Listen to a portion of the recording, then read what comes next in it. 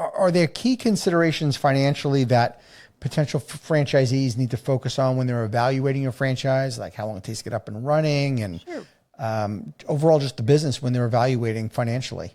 Absolutely. We do recommend more or so like 75K liquid capital after that, Okay. the 45K, just to have, we do a launch party. There may be marketing efforts that we suggest or recommend, Hmm. so definitely having, a little bit of a cushion is always great just to get Definitely. started and up and running. But, our onboarding process, as mentioned, you start here in Denver, really formulate, getting your vendors, getting your training set, starting that client process, but really marketing and getting into networking events. But by, Hmm. within that 30 to 90 days, you're up and running. You're It's up a and running. pretty quick turnaround. Sure. That's the beauty of not being a brick and mortar. Exactly. Yeah, we don't have to worry about it. So you've only been franchising for like what, a year and a half or A so? year. Yeah, our first one sold almost a year ago. I think November 20th. Con- Congratulations. What's been a big aha or breakthrough or maybe just a surprise? Like I wasn't expecting this when I franchised. Yeah, I think, the first thing is really, I think because the two markets that were first sold were so close to us, I think Mhm. having that like, oh, wow, this makes so much sense. Why didn't we do this sooner? Like, Right. True. because once you're in that territory too, so say, for example, Boulder, Sarah who owns Boulder, she's vast in Boulder. She knows all the realtors. She knows the vendors. She knows where the dry cleaner is. She knows her way around, so that is very, I thought about it, of course, but like once you're really doing it, it just makes so much more sense to have that owner because people ask, like, why don't you just do a corporate location there? I'm like, I don't know the location in New Orleans. You know what I mean? You really have to That's have someone, huge. exactly, someone that's very integrated in their own town, their own community, that has, maybe family, friends, their own job, that they start to sort of do that grassroots marketing right off the bat. So I think for Hmm. me, that was just the biggest, like, oh, great. They know the market. Yeah, that is one of the biggest reasons why to franchise your concept. You can't, there's not enough you could research online to Exactly. replace actually living in the territory.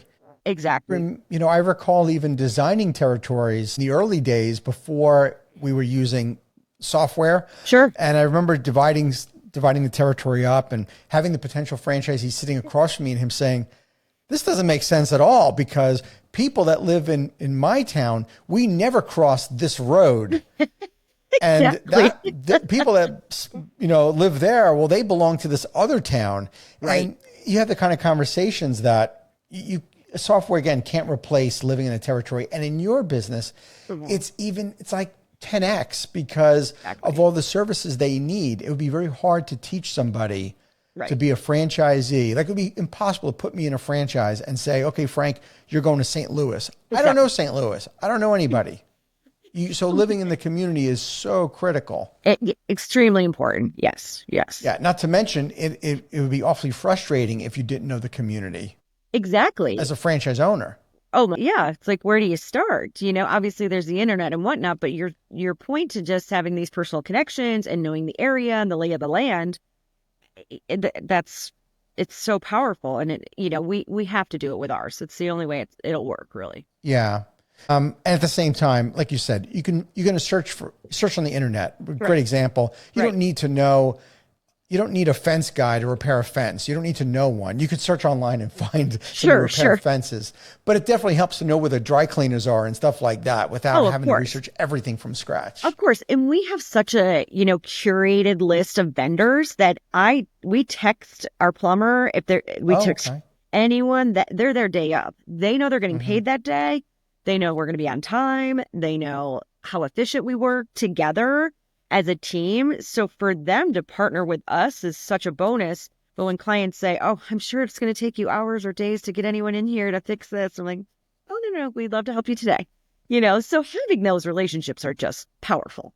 Yeah, you're building a powerful roster of people, of Exactly. suppliers that That we essentially, trust as well, that will show up hmm on time and be professional and know their job and not, overprice us and overcharge us, things like that. So having that trust factor, the clients trust you, then they're going to trust our vendors. What are the most popular events and such that you're organizing? So not the typical errand that you're doing and running to the dry cleaner and going to the pharmacy, but what are some of the most popular organizing events that you're doing? Yeah, so on the event planning side, I would say anything really social. And for us, saying social is more birthday, graduation, mitzvah, retirement parties, anything in a life sequence, this is coming up. We know it's on the calendar. This is out of our skill set. You've worked in our family for, a couple years now. I know you guys do events as well. And the same goes for the event side of the business, which in our Denver market is about 30% of our business here, is having those relationships with bakers, caterers, rental companies, florists. Even we're doing the FBN pop-up here in a couple weeks for our holiday party with a franchise law firm, and we offered to help plan it, and it's so fun, but we know the vendors. It's not going to take long, So we know who's great. We know our private chefs. We know how to pull up a room together. So having these tools and, like I said, these partnerships is great. But the events are fun. And a lot of holiday parties, holidays coming up, and we have some Friendsgiving parties coming up, Thanksgiving. Mm-hmm. Even for Thanksgiving, it's fun, that week of Thanksgiving where, some of the kiddos are off of school now. Everyone's running around like crazy, but it's like we can go over for an hour, drop off the groceries you're going to need, maybe meal prep a little bit, set the table, tee up the music, get the candles out, get the things out maybe on Tuesday so that on Thursday morning, you're not running around with your hair on fire. You're like, I was prepped for an hour. This would have taken me 3, and then you can ease into the day and actually enjoy it with your family. So having those little preparatory things as well, it can really help out a client. Alison, you take the overwhelm out of life. Yeah, we try. That's what your company does. You take the overwhelm out. What is your long-term vision for the company? Yeah, we would love, next year, we're ready to, take on more franchises. We hope to have 8 more into our As You Wish lifestyle family. So that would be next year. And then, in about 5 years, we'll evaluate, we hope to be at about 40 units by then. But we want to take the process with, it's got to be the right fit, we have to have enthusiastic franchisees, and they have to be, in markets that aren't sold. But that's our goal, and then kind of reassess what that looks like in, 5 years or so to see what the next step is. But for now, we're just loving it. I still love going into clients. This afternoon, I'm actually going to help my team just jump in and help with a holiday installation that they have today. Mm-hmm. So it's fun. And Saturday, I'm going gift wrapping for a real estate company. They're doing a holiday pop-up. And I'm like, great, this is why I started this company. It's still fun to me. So you have to have that passion to really enjoy it. I mean, it's much different to run a company and to run a franchise, of course, but just to still be in it is fun sometimes too. Yeah. Well, you're helping people. You're taking the overwhelm out of their daily life. And of course, I would imagine when you're evaluating a potential franchise owner, you're thinking to yourself, how would I feel if I was the client? Would I want this person? Would I hire this person? Exactly. Are they comfortable? Do they know, our services? Are they going to be excited to go in there and really help them? And you're right. It is such a gratifying experience to leave a client's home and know how much you helped them. And, we had a client last week, they're, empty nesters are somewhat downsizing, or they want to live in that house that's 1 floor. And we're finding that a lot of our clients have lived in these homes for 40, 50 years. And it's really going through room by room, but you have to be empathetic with them and really let them guide, because they have their kids' yearbooks and art projects still, but their kids are grown and have their own kids, so it's a big step and change in clients' lifestyles as well, that you really have to, you're a part of that. Yeah. I thinking about your ideal franchise owner, of course, they have to be organized. Sure. They have to have those soft skills that you can't train on.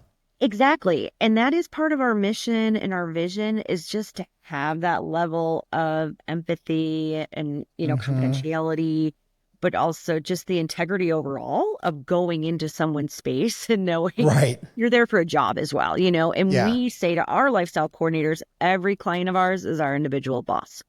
So that way you're going True. in, you're respectable, you take your shoes off when you go in the door. So we have our, our ABCs on what how we want to portray ourselves to our clients. How do you set, or what do you say when you're trying to set expectations for a potential franchise owner? They're doing their due diligence. They're looking at different franchises, or maybe not. Maybe they're just looking at your business because they love the idea of it. And you want to really set the expectation of really what this is versus what they think it might be. Sure. I think it goes back to that hard work at the beginning and creating these relationships with whether it be a vendor or a referral source or your neighborhood group or your church group, whatever that may be, to really network and, get the name out. As we grow, it'll be more of a household name as you wish, but they have to put in the time. I know sometimes we even get interviews here locally that's, I love to run errands, or I love repping gifts, and I love to organize. That's great. I love the enthusiasm. But, for the owner, you do have to put in that work or time, or at least hire someone to do that sort of rollout marketing with us. Thank you for tuning into the Emerging Franchise Brands podcast. For additional insights, guest applications, and to stay connected, visit us at efbpodcast.com.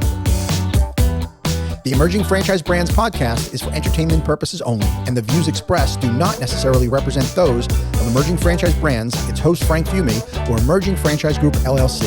Any discussed franchise or investment opportunity requires thorough investigation, obtaining proper disclosure documents, and expert consultation before making any investment decisions. The podcast and its host do not offer professional advice or endorsements, and they hold no responsibility for actions, representations, accuracy, or consequential damages related to the podcast content.